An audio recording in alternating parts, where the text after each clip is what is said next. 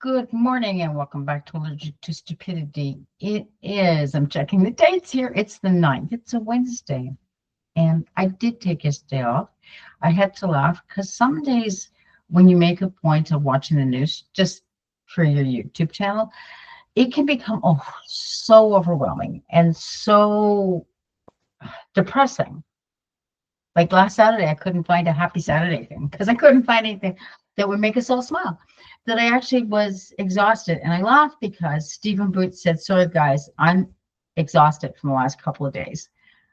I'll leave a post. I'll be back on tomorrow because he was just literally wiped out. The stock market's been doing this. Everybody's panicking. Americans are mass shopping, which somebody will say, see, they're all buying in the US, but no, they're doing it to beat the tariffs. People are trying to understand and explain where Donald Trump is coming from, and you can't because it's illogical and it doesn't make sense. And I'm sorry, but I would leave the economy to an economist. Same as I have a tree that fell on my garage. I'm leaving it to the professionals to show up and take it down because they know what they're doing. Leave economy stuff to the economists because they know what works and they know what doesn't work. And history has shown tariffs, big tariffs like this, do not work. But Donald Trump's continuing. So it's a little exhausting for all of us. So if you're feeling a little, I can't turn on the news these days, I completely understand. 100% understand where you're going. So this is Wednesday the 9th, and Donald Trump has spewed on another 50% onto tariffs from China, which makes anything coming out of China to the United States a tariff of 104%. So if it costs $100 now before the tariffs, it's now going to cost $204 after the tariffs. And you might say, well, we're in Canada, or at least I'm in Canada. What difference does that make? Well, my poor son, who works at a local warehouse selling things for people who are in D&D and that kind of gaming, Conspiracy Comics to be exact. Let's give the company a plug, but they're only in Southern Ontario. They get a lot of the stuff to the US, but it's originally made in China. So it's going to be made in China. It's going to come to the US, and then the American company is going to sell it to us in Canada. So they buy it from $100 worth of product from China. It's now $204 coming into the US because of the American tariffs. And now the Americans are going to sell it to us. So my son's boss is going to feel that gluten tariff because that little funky whatever stuffed creature, because I'm not into this stuff, that did cost $50 before is now going to cost these people $100. And now some of these stores, the people in the immediate vicinity have more money than they've got brains because they have no problems going in with little Janie at 12 or 13 and throwing down $1,000 worth of mud on their charge card for these stupid funky Funkos, right? It's like, really? So, but I do have a video today that I found very, very intriguing and that I wanted to show. Don't think I'm going to show all of it, but I'm going to show some of it. And it's about a young person who is American and has lived in several different countries around the world. And not just for, I'm going on holidays and was there for 2 weeks. She's substantially lived there. And so she's got a really nice perspective. She's an American. She knows what it's like to be here or in the US. But she's lived other places where I'm Canadian and I've lived in England. So my perspective is slightly shaded because the Canadian mentality and the Canadian culture is not the same as in the US. So let's have a look at this video that I found it. And it's literally called, Will American Greed Be Its Downfall? And that's what really caught my catch on this was, oops, that's so not what I want to do. Okay. Airport a few months ago, and I passed a girl wearing a shirt that said, "Make money, not friends. I wouldn't have stopped to think about it normally, this shirt with a funny saying, except it hit me that this was essentially the thesis statement of American life, and that actually it wasn't meant to be funny at all. Whether this girl had any friends or any money, I couldn't tell you, but it was a glaring example of American cultural attitudes towards money that struck me. And as a dual UK and US citizen, the stark contrast to the British attitude is fascinating. Side note, speaking of money, sort of, I've released a new episode of For the Love today, link in the description. In this episode, I visit a British couple who live on a narrowboat in order to try and simplify their life and finances and have a bit of an adventure. So if you want to see me attempt to drive a narrowboat down the UK canals with zero experience, check it out. Anyway, to be honest, a make money, not friends shirt is an example of the rotten side of American emphasis on money. Because on the flip side, on the healthier side, if you can say that, is, in my opinion, a country that places an exciting emphasis on entrepreneurship, on starting your own business, on seeing the success of your hard work. I can't sit here as somebody who is self-employed and is also an American citizen and say that I think American entrepreneurial spirit is all bad. Except, like we tend to do in America, we always take it one step too far. We can't just encourage entrepreneurship, we need shirts about it. We need the Girl Scouts to sell cookies, or biscuits as they're called in the UK, that say things like, I am a go-getter. And when we're in the airport, browsing the bookstore for our easy reading, we're first confronted, as I was in JFK, with the business and self-improvement section. You have to pass by Rich Dad, Poor Dad, and Selling in a Crisis in order to get to the fiction. And so first, I want to explain some of the differences in cultural attitude towards money across the pond, and then use this to show how American attitudes towards money might be one of the country's biggest downfalls. Firstly, when it comes to talking about money, studies show that Brits are extremely uncomfortable with the topic. It's up there with religion on how much culturally it is not polite to ask. Okay, so there's a similarity between the UK and Canada, and that is that when you're working anywhere, at least for me, because I'm a teacher, what is charged is on, there's a federation, so we don't discuss how much we make simply because it's on the grid and you've got this much education and this much experience, that's how much you get paid. It's black and white. And you're working retail, we don't ask one person to another. It's just not considered polite. It's not my business. And that's a very UK thing. So when I was in the UK, we did not discuss who in the department would be making more money. Just, we were all here to teach the kids, in my case, math. That was it. Ask or discuss. In American culture, it's not necessarily always this way. You're not going to open your checking account on the PowerPoint at work to show everyone your latest spendings, but questions like, what do you do for a living?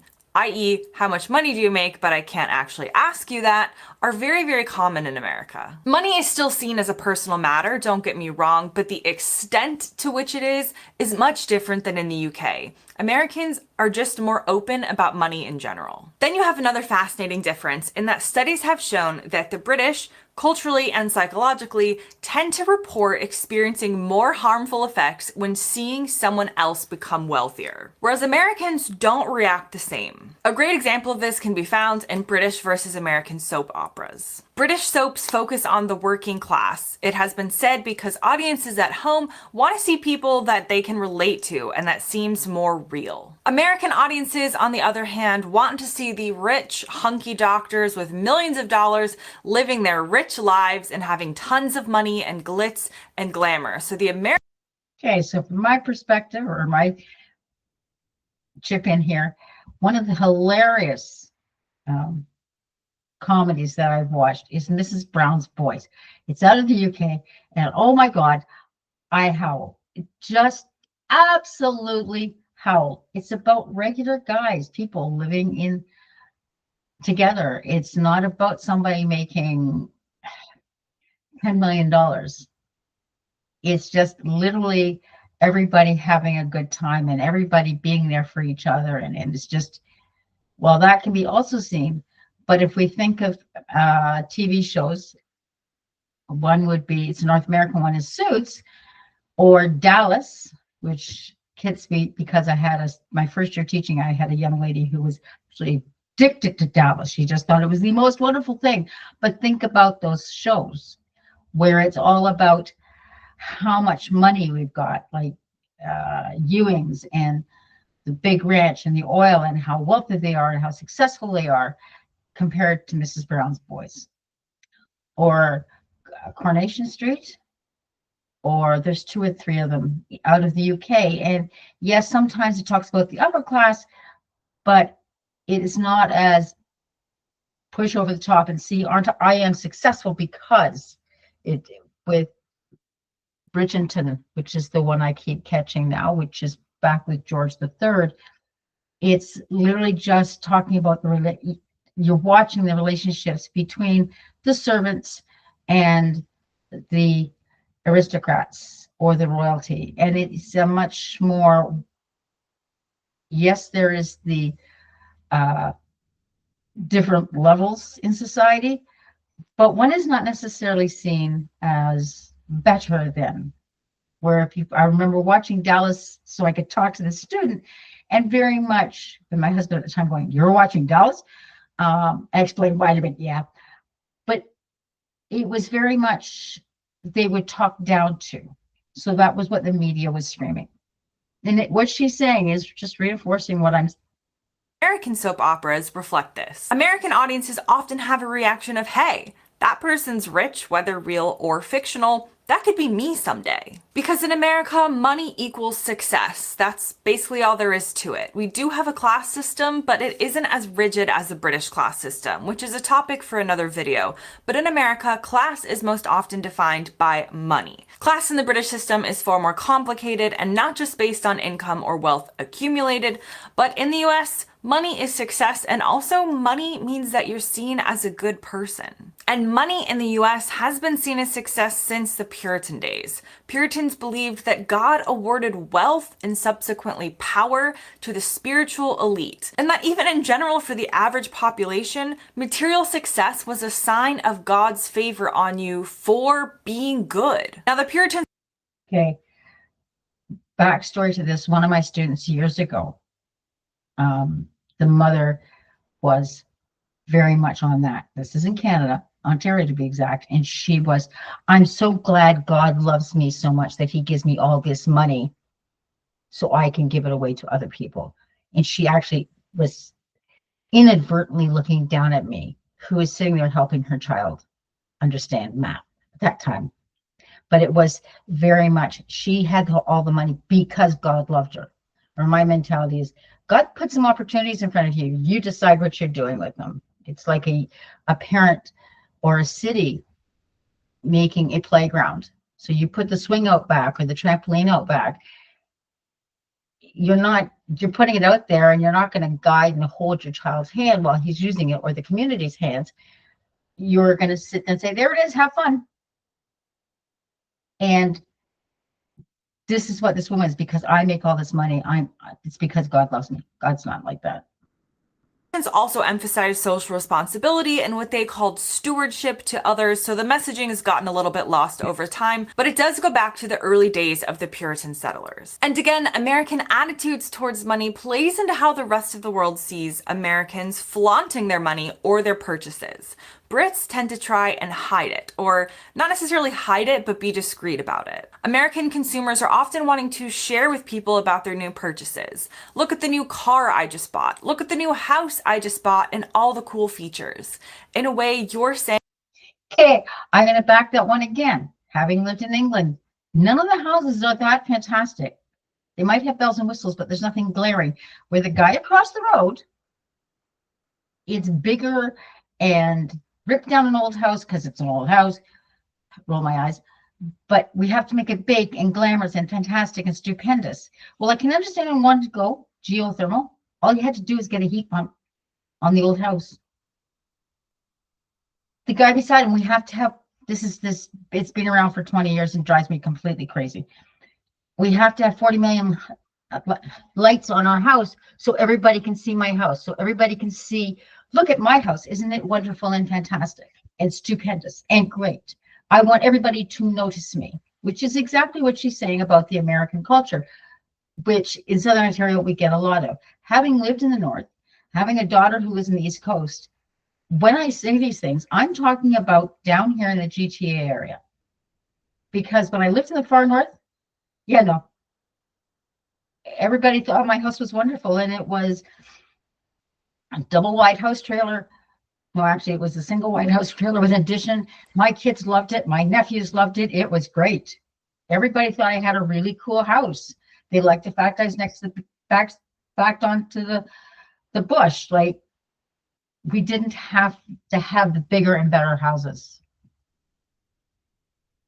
Saying in the US, look at how successful I am, and therefore look how good I am. And we have to remember, as always, in the US, very few safety nets exist for those who don't have money. There's no national health care, there are fewer benefits, there is no unified social housing system. So in a way, money means more in America because it really is a matter of life or death. We know that money offers up opportunity to people from around the world. This is not just exclusive to America, but it's very pronounced in America. In the UK, if you need a surgery, those who have the money may decide to go private to skip the wait times, but you can still get your medically necessary surgery on the NHS for no cost. In the US, if you're poor or without healthcare or without money, it's not just the level of care or wait times that impact you, it's getting care at all. And this is where I think the American attitude towards money starts to show its darker side, and money worship tends to come into play. You can say a lot about the Brits, but one thing I'm pretty confident about culturally is that they don't worship money.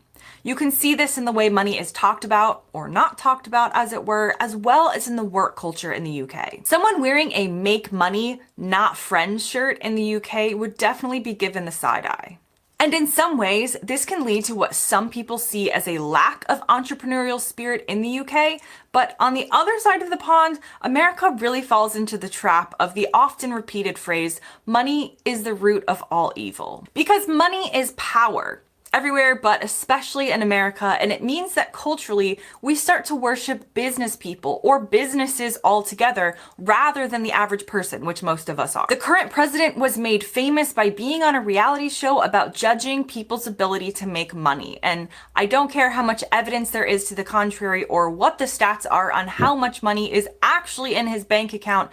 The point is that culturally he is seen as a business person, as someone who made money, as someone who is wealthy. And in the US, we often equate that with, that must mean you're hardworking, you're a good person, you're successful and powerful. We often give positive traits to people with a lot of money because of that worship of money. Okay, pause here. Build out one more. In the US, because I have American teacher people I know online, they're not friends, but a teacher, because they do not make a ton of money, and a lot of them have to have a second job to pay all their bills, or a significant other that brings in a lot of money, they are looked down at. Well, you're just a teacher. You're just a teacher. I get that here in Southern Ontario too. Oh, you're just a teacher? And note the word just. In the UK, even when I was at the school that I walked away from because the administration was god awful, and I literally did. I threw my keys after 6 weeks and went, yeah, not happening. The students were well behaved. They treated me with respect. Oh, miss, here, let me open the door. Parents coming up at the end of the day to pick up their students going, I just wanted to pop in and say thank you so much for working with my little Johnny. I would not get that, normally speaking, here in Canada, in the GTA area. Now, that was 10 years ago. I was in the far north. I would get, oh, thank you so much for whatever. But down here, I don't get what my colleagues in the US get, and my colleagues up here don't get it. But I don't get treated as badly in Canada as I would in the United States, but I get treated better in the UK, because in the UK, they don't equate with how much money you make with your worth as a person. In the UK, on the other hand, I suspect the response would be a bit more like, who do you think you are? In the UK, I expect the response would be something a little bit like, who do you think you are? I'm not impressed with your money, and the more you talk about it, the less I want to talk to you. Also, just look at the gold card immigration idea for. Before I get to that one, here's a wonderful example. And you can't ask for people who have more money. Well, you could. But if you look at the difference between Prince Edward and Prince Andrew, they're both royals. They both have a ton of money. Everybody looks down on Prince Andrew because of his history with Jeff Epstein, with the underlying rumor mills of what he did. They look down at him. They both have a ton of money. We're over here, people have oh, he was a bad man when they talk about Jeff Epstein, but he has a lot of money, or did, because he's deceased. But there isn't that same kind of, don't have anything to do with you. Same thing between Prince Harry and Prince William. Both royals, both the son of the king. But everybody looks up to Prince William, and everybody looks down their nose at Prince Harry. Why? Because their actions scream volumes. They both have a ton of money. $5 million that's currently being talked about in America.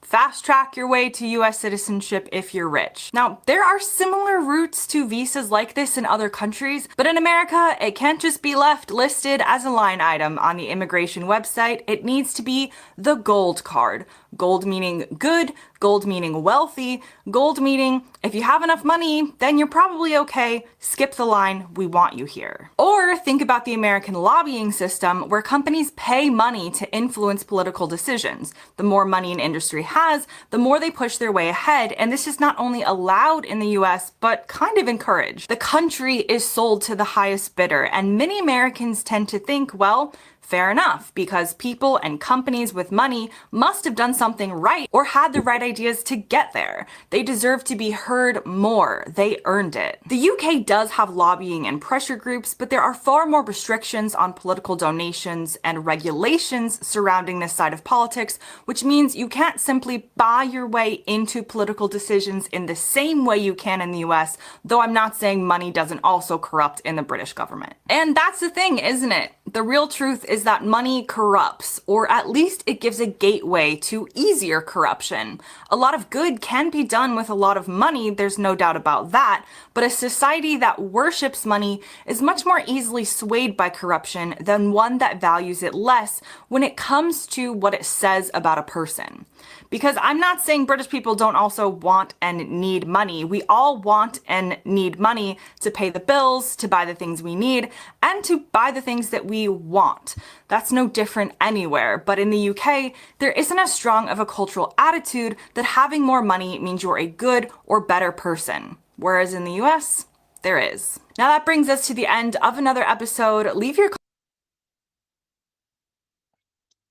There you go, folks. So I thought that was a very interesting video because it's easy for me to sit here and say, as a Canadian, going blah, blah, blah, blah, blah, but I am not an American. I don't live it. I just live next to it. I grew up next to it.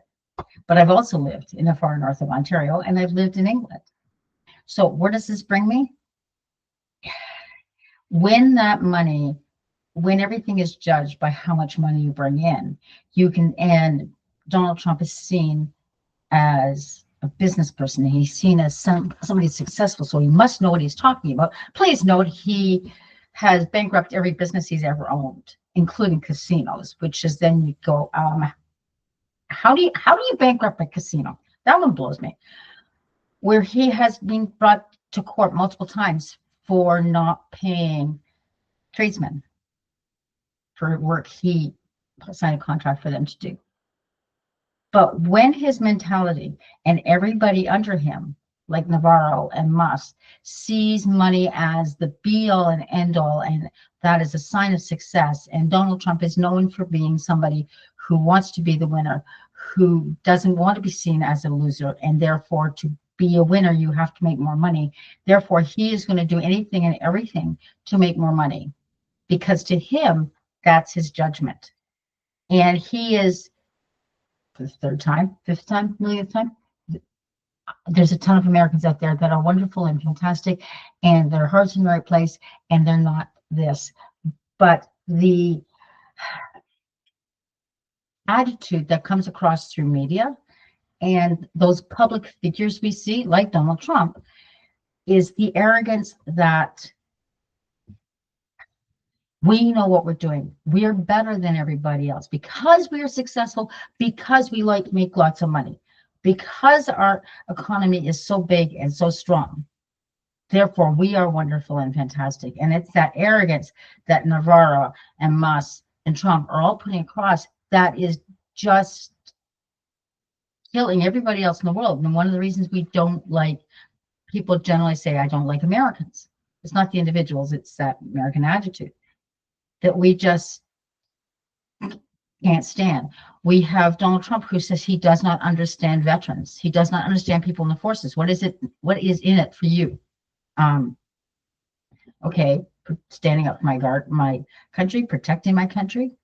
He just, from NATO, the top, I thought she was an admiral, she's a vice admiral, and she was let go because she made a comment that she believed in diversity in the forces. She was let go, and she was the top vice admiral involved in NATO. He has no use for NATO. So anyways, I just thought that was a really nice video to share with you today because it lets you see from somebody else's perspective besides mine. That sort of puts it in a really nice, not quite black and white, but comparing A to B and what the differences are. And then you, if you're Canadian, if I'm talking to a Canadian here, think about how it is in Canada. And we are very multicultural, very diverse, regional country, very widespread, which causes some of our problems. But those people in GTA, what they would think is important would be more like the guy across the road who wants a big fancy house. The guy that comes up my driveway saying, would you like me to pave your driveway? I went, no. But it'd be nice and flat. I like my gravel driveway. Well, I can use environmentally friendly things. I guess he assumed that's why it was a gravel driveway. I went, no, it's been a gravel driveway for 70 years. I like my gravel driveway. My son likes my gravel driveway. He said, you pull up the driveway, Mom, and it's like, you're going up the country lane, which is exactly one of the reasons it's a gravel driveway, because I just like it. So there's that kind of mentality where everything has to be big and bright and bigger than everybody else and the newest and thingy. And then there's me. Or even the guy two up who owns the golf course, he's more like me. I was like, so anyways, I just thought it was a really cool video to watch. Maybe it might help us understand where Donald Trump's mentality and Navarro's mentality and Musk's mentality is coming from. So there you go, guys. I hope you enjoy. Take care. See you next time. Oh, tomorrow's Thursday, Canadian businesses.